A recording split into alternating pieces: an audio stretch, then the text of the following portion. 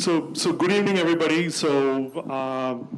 Great sessions today, and I'm really happy to introduce the panelists. We have a great set of panelists here who probably would have seen their speech early in the morning. So quick round of introductions. So Ameya, why don't we start with you? Sure. Am I audible? Yeah, okay. My name is Abhaya, Principal Engineer at NetApp. 16 years of storage engineering altogether. Started with Veritas, then with NetApp, and right now in the Advanced Technology Division of NetApp. Yeah, hi everybody. My name is Karthik. I'm the practice lead for storage at Mindtech. So I'm interested in exploring new solutions and emerging technologies. Hello. Yeah. Hi all. So I am Amar. I work as engineering manager in Red Hat cluster storage. So yeah, with storage alone, if you look at, I have around almost 12 years of experience now. Was part of cluster team when it was just 2 people in a way engineering wise. So I've seen the cluster file system grow from almost zero code to wherever it is today. So thank you guys. So just a quick background of myself. I've been with LSI for close to 18 plus years, and I left about 2 years back and moved into the startup world and experiencing its various ups and downs, more downs recently, but definitely enjoying it. So today's topic is next generation storage. I mean, it's kind of a broad topic. So what I'm going to do is quickly summarize what happened today, but not everything, but just touch upon the more important things. It's clearly we know that data is everything, right? So, I mean, Amar kicked the whole thing off with software-defined storage, which was an amazing session where he talked about abstracting everything, and he also made some pretty interesting observations about how everything is moving towards software control.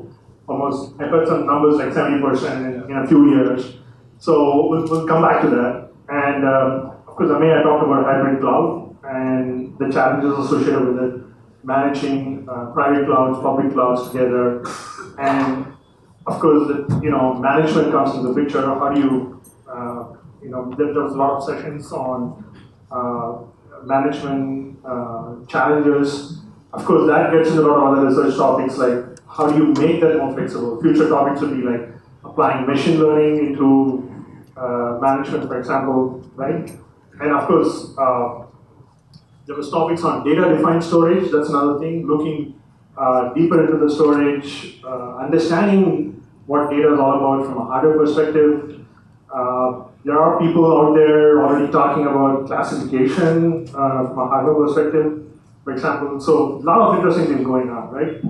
And of course, Rita talked about object storage. That's another topic, your colleague, right? And so, plenty of things going on. Of course, IoT is adding its own challenges to the thing, and that, of course, puts some challenges in the architecture, how the scale-out architecture is going to help, for example. So, given all that, hardware is not staying still either. It's getting faster and faster. There are people working on adding more intelligence to hardware. And for example, we're talking about tiered storage within the hardware itself, moving things into tier 1 cache, tier 2 cache, etc. Right? So, that maybe that might probably bring my first question, right? So given all that, everything moving towards SCS, software-defined storage, and all the control going into the software, and with everything that's going on the hardware too, right? So maybe, Amar, you can take a shot at what are your perspective on this whole thing? How is these things to go to work together, for example? Yeah, that's definitely a great question, right? So we see that the density of hardware is increasing, speed is increasing, the media is changing, whatnot. But in my world, in software-defined storage, right? So hardware, we are sort of agnostic to it.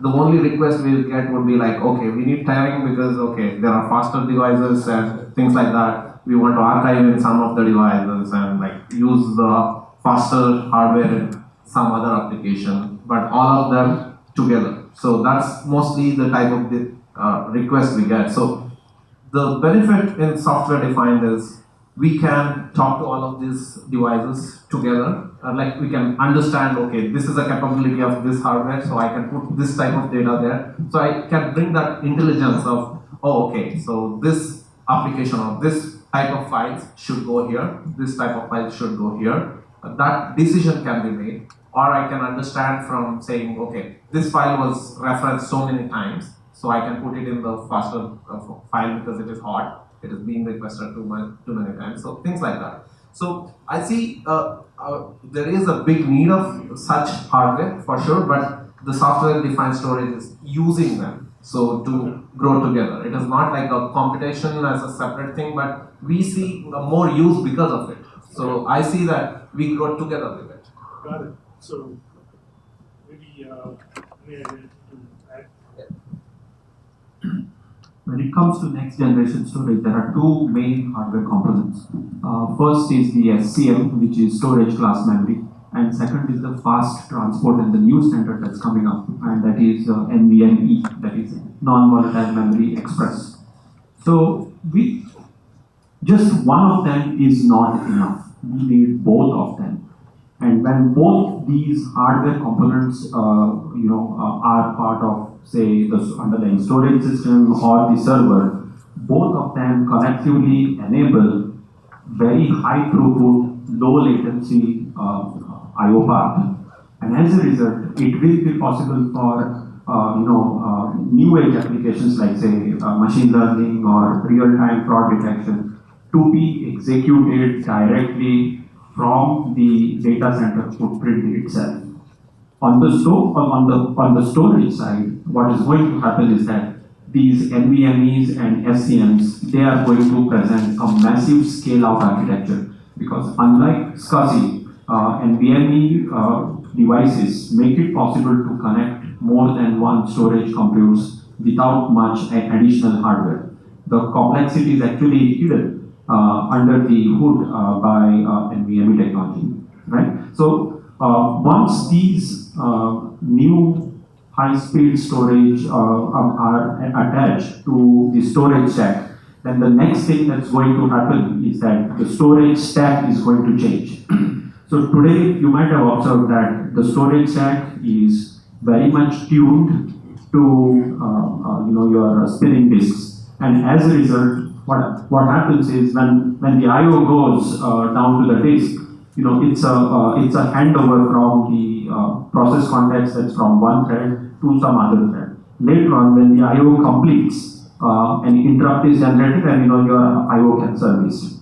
With high-speed devices, this model probably will not work, because then the cost of CPU will be just too much as compared to what is being provided by an NVMe. So maybe some dedicated core-based poly might be the way forward for storage stack. So these are those two things that I can think of from storage stack and the storage scale-out point of view. Great, copy. Go ahead. So just to add to what Ameya just said, we can't look at hardware and software separately. So we have been seeing a growth of appliances, hyper-converged appliances, so which basically give everything under the same box, right? And you typically have all that you need in one box.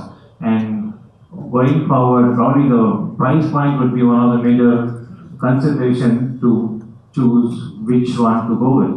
Right? So I think in conjunction with software and hardware, I think we are thinning down on what is existing. Great. So looks like all of you guys are pretty much broadly in agreement. So that's good. Hopefully next time you guys will disagree and we'll see some blood here. But let's see. So guys, I'd like to open up for the audience questions. So the point is, we had a long day and there was plenty of great sessions, great speakers. So this kind of gives you an opportunity to talk about and ask these guys any kind of questions. So. Just like software open source, Facebook and maybe even Google and some companies are coming up with open source hardware, in the sense they'll give you the design of the hardware anyone can build their own hardware with the same design, and how Facebook has been successful with such a hardware, everyone can just emulate it. Now, what is the future of hardware making companies in that case? Will they just try to emulate it? Because open source generally pushes technology and innovation at a faster pace. Great question. Yeah, Ben, want to take a shot? Yeah, go ahead. First of all, the program that Facebook is pushing, that is an open compute. About 2.5 years back, open compute, was something which was very hot. However, of late, I've not been hearing much about it, although it's going on in background. About 2.5 years back, Intel, Cisco, even NetApp for that matter, we were active participants, but somehow, it kind of did not rise to that level the way we expected it. Now, open compute essentially gives you a standard, and then the manufacturers have to just, build commodity devices, get into that standard. So, as and when the technology matures, these things or these new additional hardware, they will be commoditized, and that's where that, a new phase of innovation might arise. Yeah, so I don't have much to say here because I don't have anything at the heart. Okay. Anybody else? One thing, as you're mentioning that it should be pole driven. So even the network stack also, if you see, there are certain ways, there are certain stacks available which does user mode network stack. Even today's Linux kernel also is not completely interrupt driven. It has an API algorithm and that. But today there are some network stacks. I believe these packages are used by Intel and SSDP. I think for storage also. I believe Intel has published one this open source to one of the stack, which is one side is for the network side, another is for storage also. That creates, I think, is user mode and it does polling only.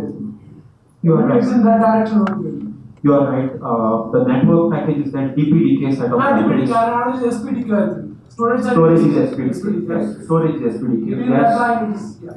Correct. Now, the beauty of network DPDK package is that it allows you to copy the data from the NIC buffers, the network interface card buffers, directly into the user space without any intervention of kernel in between. So those multiple copies are avoided. And likewise, on the forward path, when you send any data through DPDK, the data is directly copied into the NIC.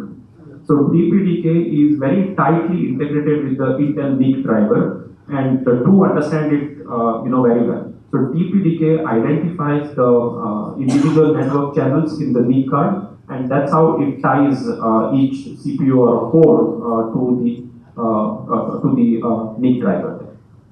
Yeah, so we had something called RDMA, remote DMA, earlier. I'm not sure how many of you are aware. So it came with the InfiniBand cards. Well, InfiniBand didn't take off as much as maybe the 10 gigabit Ethernet is, but we had RDMA support and things in the storage. Yes. Yeah, good. Okay, time to drop that. Yeah.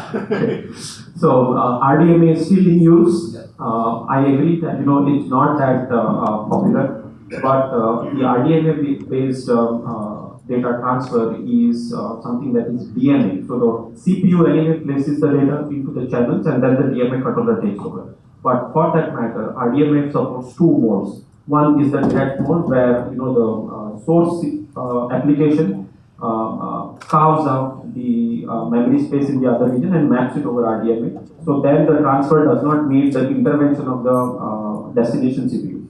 The other mode is the interrupt-driven mode of RDMA, where this prior reservation of memory and mapping is not done. Instead, the source just sends it, and then the cycles of the destination CPU are involved. Those are the two modes there. Yeah. Good. Okay. So we have one more question here. Yes, as it's more on SDS, and wanted to have your perspective. Now, if you really look at SDS, it is supposed to be agnostic of the underlying storage, right? And storage can be shared storage, it can be storage with servers, etc. Right? You take that model. I love that model, by the way. But if you take that model, right, many times there's a lot of do it yourself, and there is now. If I completely compare it with an nicely hardened appliance. Both, more or less at the end of the day, if the user is going to say, you know what, I want these three characteristics, performance, IOPS, and availability, etc. There are pros and cons here, and typically SDS hits on consumability because it's kind of you have to integrate it with. What has been your perspective on this? Very good observation. I mean, we see that the whole admin process, right? So when we started with cluster, or even for that matter, set now, it's like 10 years back. The admins were pretty tech savvy. They were configuring it. They were ready to do this. Now with DevOps model and people, developers doing things for themselves, right? So the appliance model, like, or the GUI or the standardization is becoming very popular. And that's where, if you notice, I think there is a lot of talks and growth in the management layer itself. Like, we are trying to standardize the things like Tendril as a project like that, and I think there are talks about vision on that, right? So yes, it is a requirement, no question about it. And when we say software-defined storage, management is part of it. And we want to consider that as part of it. It is not just accessing the data, it is also managing your data. So, just wanted to validate your. So great. So before Karthik, so just hold on for a second, right? So maybe you can talk a little bit about the impact on backups, like with all these hybrid clouds, private clouds, everything going on, right? Maybe you can talk a few minutes about the impact on that. Sure. So, as I explained my session, so the way forward for most of the backup and restore applications is the cloud way, right? But then having said that, whether to adopt a cloud fully or how much to adopt, it still remains a fairly large decision with the enterprise, because I don't want to be putting my data on the cloud and have to pay lots to actually get it back. And also, a while back I talked about the hyperconverged space.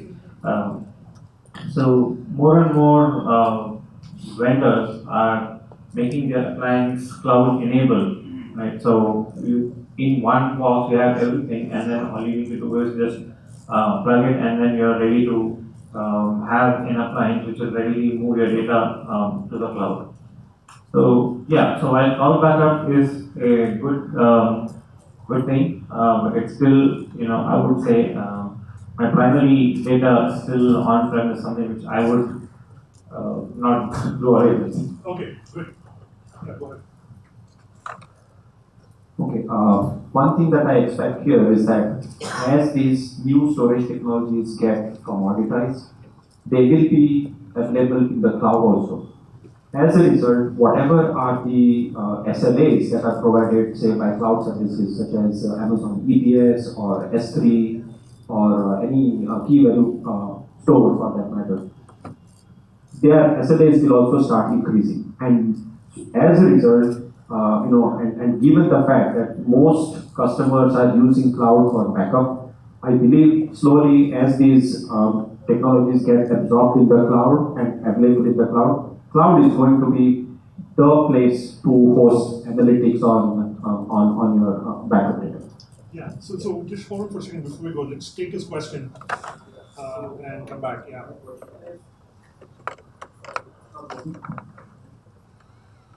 Hello. Yeah, we can hear you. Go ahead. So my question is like one topic on which I would like to have discussion is I mean, like a lot of innovation is going on throughout the stack, complete storage stack, right, from the hardware to multiple layers of software. One area which I think is missing or is given less attention is the POSIX standard layer. So right now, each file system, if we consider, has to adhere to the current POSIX standard, and which is not living up to the level of upcoming new application demands. So I read one paper, one research paper of Wisconsin Madison by Ramsey Group, and they were talking about making changes to system calls and passing an application context. So to get more awareness of applications and then to better provision the storage for those applications. And I think like this is very important in terms of machine learning and all those things which we need to do. So what are your thoughts on this particular topic?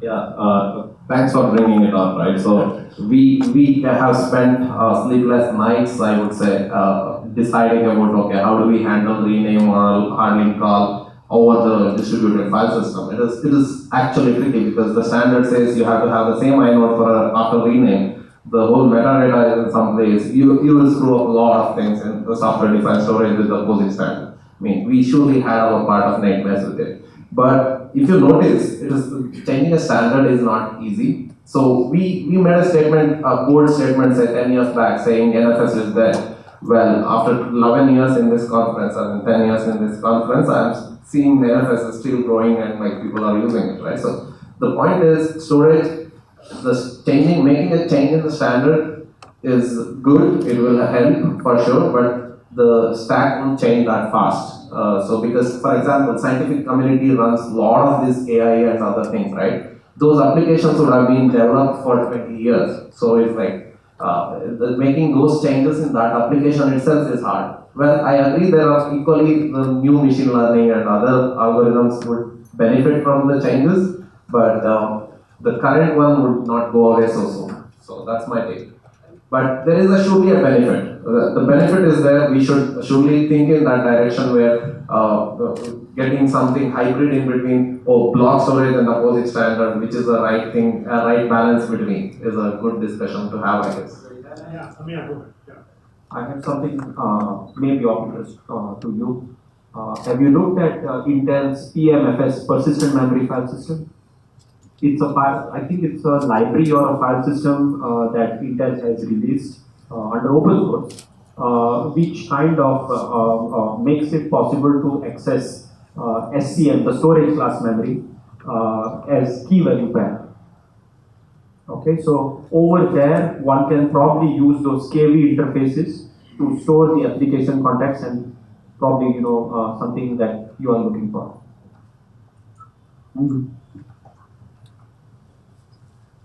Great. Any more questions? Where do you see high capacity flash?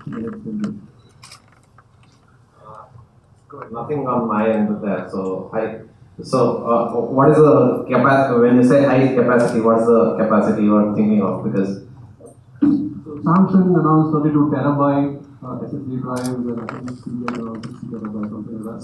So in my world, as a software-defined world, right? So the customer is a king. He takes a decision on what commodity hardware he has to buy. So it depends on the cost and other things for the customer. We will surely use it as long as there is a driver in kernel and we can use all the capabilities. So, but that's end of my layer, I would say. Yeah, I mean, I would say the related question would be like, now you got so much of storage, right? And the number of things you can do is just gone up phenomenally, right? With the distributed kind of a management architecture, what's in your hands is a lot more, and it's just going to keep going up. Storage is getting cheaper and cheaper, right? And I think saw in one of your slides how it went from, so it's just going to get more and more, right? So that would definitely ease some of the constraints you have to work with from a SDS perspective, right? So maybe you can add a little bit there in terms of flexibility. I think that's what he was alluding to. So yeah, I mean, it will enable us to see, for example, because of high flash drives, we can utilize it, and it helps us to have the scalability, so that because you don't have to need so many extra nodes to get that much data or that performance in the storage, software-defined storage. Yeah, so it will reduce some burden on us, but as I say, it is like we will surely consume it, but it's part of some use cases, I would say. End of the day, it is driven by the use case for us. Yeah, got it. So I mean, so you mentioned scale up and scale out, right? Which is another topic. I don't know whether you want to add anything more. So perhaps as the faster storage hardware gets gets absorbed in the main data center, the hot data is surely going to reside on SCM. And as a result, flash is going to be pushed to number two, maybe as a flash cache or maybe as media for storing your cold data. So if let us say flash economics are proving to be cheaper than that of cloud, maybe enterprises may think of putting their cold data to the flash rather than moving into the cloud. Adding on to his question, right? So I just want to add additional answers to it. So basically, we had from SanDisk or Western Digital, right? There was actually a solution. It is an NVMe all-flash array, which goes ahead and gives around 192 terabytes. And each of the NVMe drive gives around 1 million IOPS, and a total of 18 million IOPS is what you get from 24 drives. So typically, you have very fast solutions, and also you had 2 years back there was an InfiniFlash product actually which was launched, which gives around 2.3 million IOPS with more than 500 TB of data. So you have very scalable solutions, both in terms of a JBOD or in terms of an all-flash array, both in terms of SAS SSD and NVMe all-flash, which gives very high throughput. But the bottleneck, however, remains on the upper level stack, wherein the applications are not able to go ahead and then consume the amount of throughput which is given by the below hardware. So that is also one of the areas which I had cited today when he was also going ahead and talking about agnostic hardware in terms of the hybrid data service, right? So that is the area where I just want to also add, and I say, as you rightly pointed out, those are areas which needs to get tapped in, and the resources needs to use better. So one is in terms of the current set of hardware itself is not being, or the throughput is not being able to get consumed by the upper level stack. However, my take is that as 16 TB drives and SSD drives and 32 TB drives are in the market, it will be some particular time before which the software stack is able to go ahead and consume it. So I would say another 1 to 2 years time is the time frame. Hey, thanks, Shiva. Maybe you should be on the panel too. Yeah, please. Who's next? The young man. I'm making a few observations. There's an interesting comment someone made that now storage is becoming cheaper. Actually, it is becoming costlier. A 32 terabyte drive today is costing around $15,000 plus, whereas CPU cost is still in the order of 13,000. So it has already happened. And second thing is that if you have got such a expensive resource, you will try to utilize it to its fullest extent. Whereas in the disk drive system, we never use the capacity of the disk drive to the fullest extent because they were so cheap we didn't care. In fact, 5% of the capacity was used. So when the system becomes no capacity bound rather than no IO bound, a whole lot of design points will change. So that's number one. Second thing is that flash takes a hell lot of CPU than what this can do. So naturally, if you have got such a high capacity flash in the one node, how much CPU will need? I think it will reach beyond the capacity of CPU. Like the thing no person was talking about, it can go to the large number of IOPS, right? So once again, we will see that it will become probably dominating, moving towards network storage rather than direct data storage.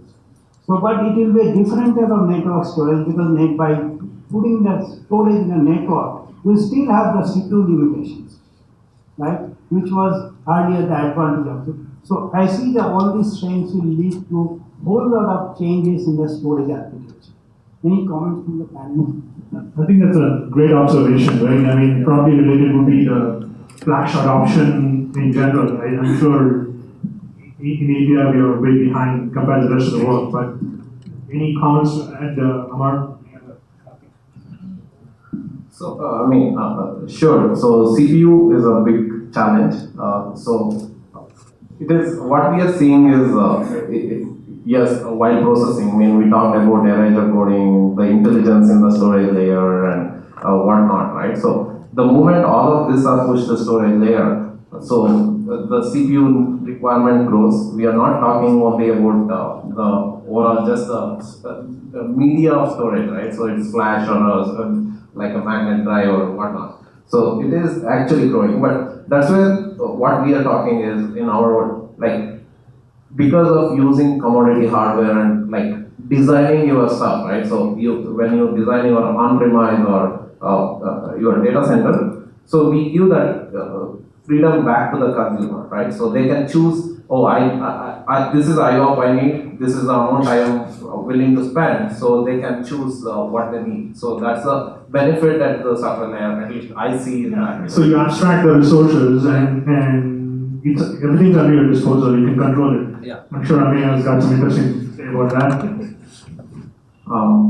Something slightly interesting is that, so let us say with an existing disk-based storage system, I'm running Oracle, and let's say the two nodes of Oracle cluster are kind of, making 100% use of the storage bandwidth down there. With faster memories, the CPU cycles needed for these Oracle applications will be much lesser. And as I think Siddharth pointed out, that it's going to overwhelm the host CPUs. So this is going to put pressure on the applications to make them more scalable, to scale out more.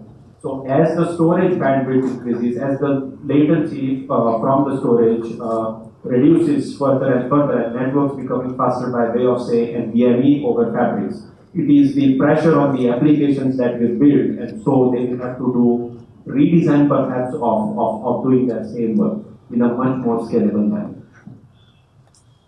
Speaking of computers or computing power lagging behind, a few years back there was a talk on OpenCL to take advantage of graphic cards or vector computing. Are we seeing anything that's happening which is going to benefit the storage world?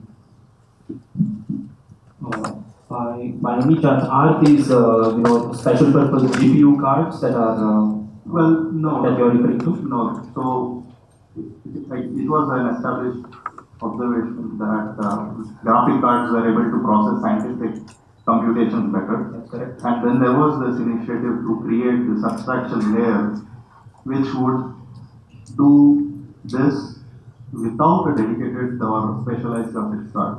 Correct. And the idea was to move to, not the general purpose x86 or any other processors, but to use graphics-based or vector-based processors. So that's what I'm referring to. Yeah. So what's the question?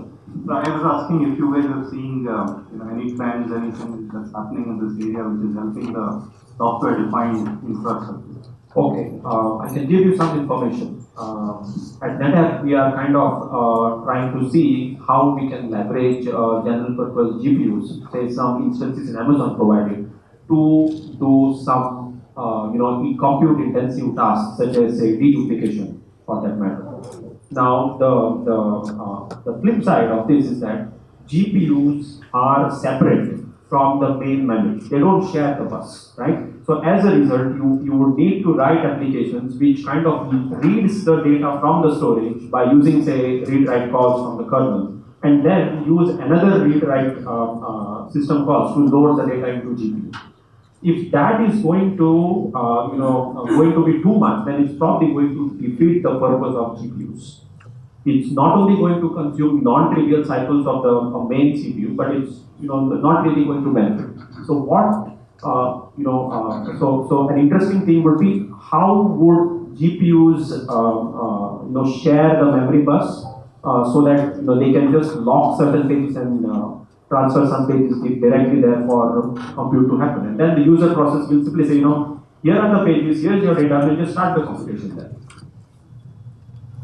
So camera works something like that, right? So you get on camera directly to the display. You need not go to the need not go to the user mode and map memory and all the way. Camera data gets into the display. Many companies are there, it just fits into the display, right? In the same way. Yeah, good observation, good question. So Paul, I'm not sure how much time do we have. 2-3 minutes. I mean, these guys are still enthusiastic. I don't think they want to go home. So, all right, go ahead, gentlemen here, please. Yeah, go ahead. So my question is, with persistent memory coming up, what impact will it have on DRAM? On DRAM. So persistent memory and DRAM would be comparable in terms of the response times. DRAM writing is all your nanoseconds, maybe 1 or a few nanoseconds, whereas the persistent DRAM will be on similar lines. So will will applications not shift to just persistent memory to take its advantage? Yes, I'm coming there. So typically the way applications are designed is, I load data into the memory and let's say I do some compute, I find that there is some computation, so I shut down the application and I restart. What happens there is that the OS knows that it has cleared all the things. With persistent memory, that state is going to be retained. And so the applications, if they really want to do this recovery, applications will have to put some fencing and some checksums around their data that will now remain in the persistent memory. Alternatively, when the application exits, see today, let's say when an application gets a segmentation fault or some crash, something happens, it's automatically thrown on it directly, right? Now it may not be cleared from the RAM, it will still remain there. So the application will either have to clear those things, or on the other hand, if the application is smart enough, when it restarts, it can reuse some of that thing. So the recovery is going to be costly if the application is not aware that underlying is the persistent DRAM, or if it is smart enough, it can speed up the recovery by doing some tricks. Thank you. It's like application awareness is key, right? So go ahead. Do you guys see any future for log structure file system, or how does it stand? Given that the use cases are increasing. Can you repeat the question? Good question. Do you guys see any future for log structured file system? How does it stand now? Given that the use cases are increasing, there are many use cases which is fit for log structured file system. It's got to be a number question. Okay, so NetApp data on tap system today is a log structured file system, and we use persistent DRAM. In fact, we use battery pack DRAM to store the logs. So whether it is going to be SCM or whether it is battery pack DRAM today, as far as the logging is concerned, there is not going to be any change.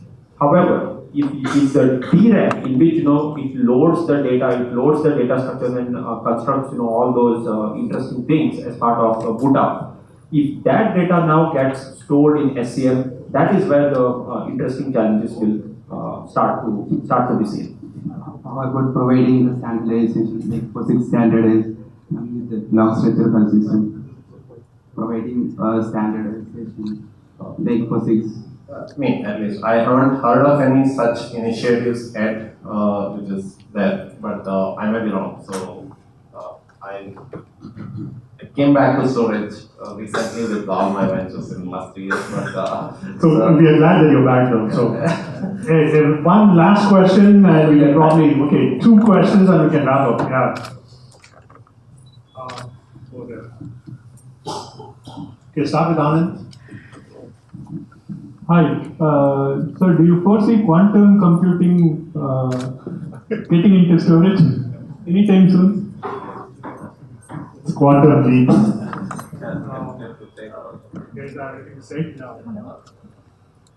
I will try, okay, because this is quantum leap and everyone has own answers. So, till today, we have compute different from storage, right? With faster memory and large-scale CPUs being available, high-speed CPUs, number of cores limitation, let's say, getting extended.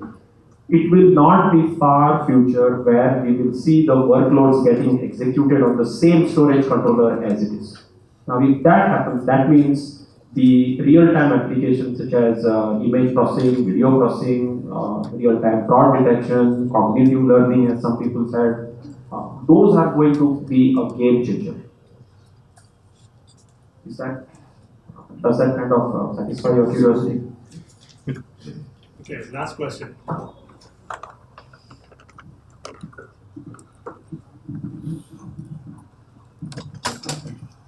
What will be the future of SMR drives? Because Flash, getting more and more density, we are able to squeeze in lots of TBs of data in Flash itself. And SMR drives are kind of more slow compared to the regular hard drives. So, do you think that it will fit in particular tier, as in for archiving, or in future archiving would itself be moved to Flash?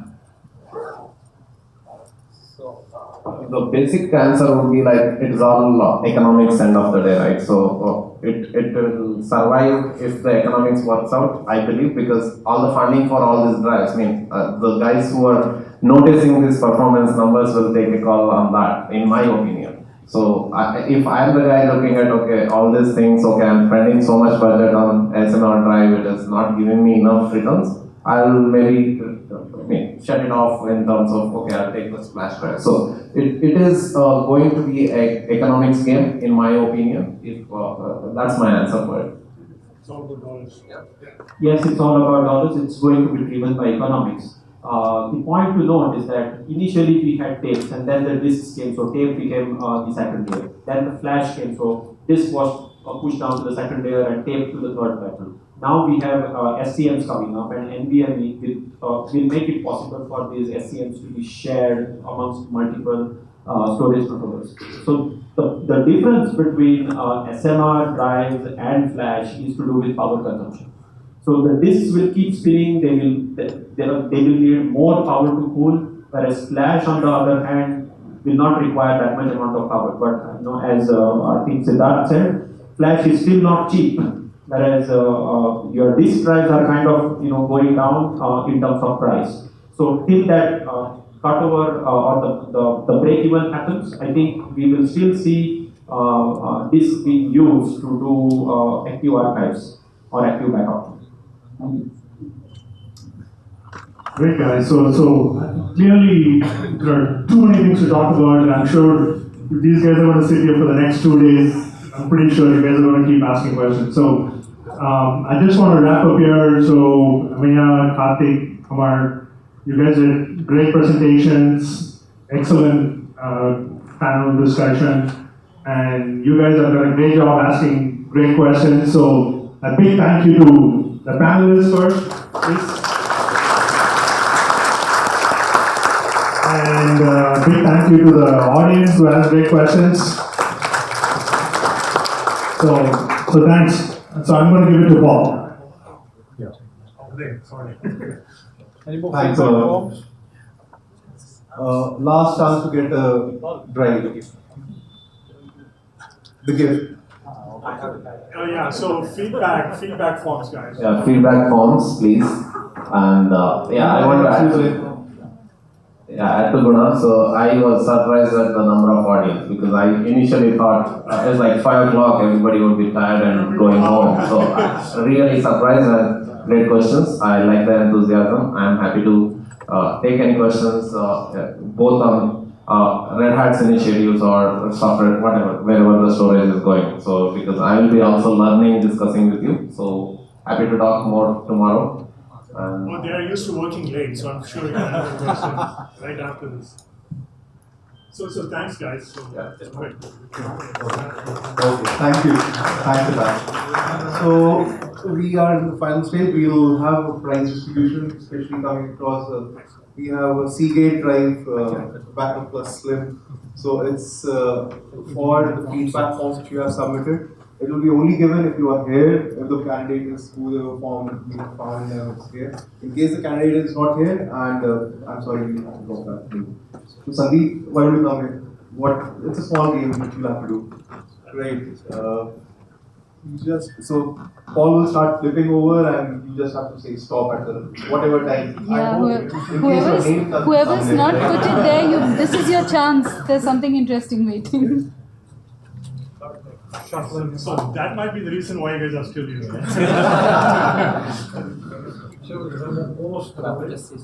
Right, and you start looking, you got to say stop. I want you to do it one more time. Last time. You cannot see that. Okay. All stop. Okay. It's Karthik. Karthik from my take.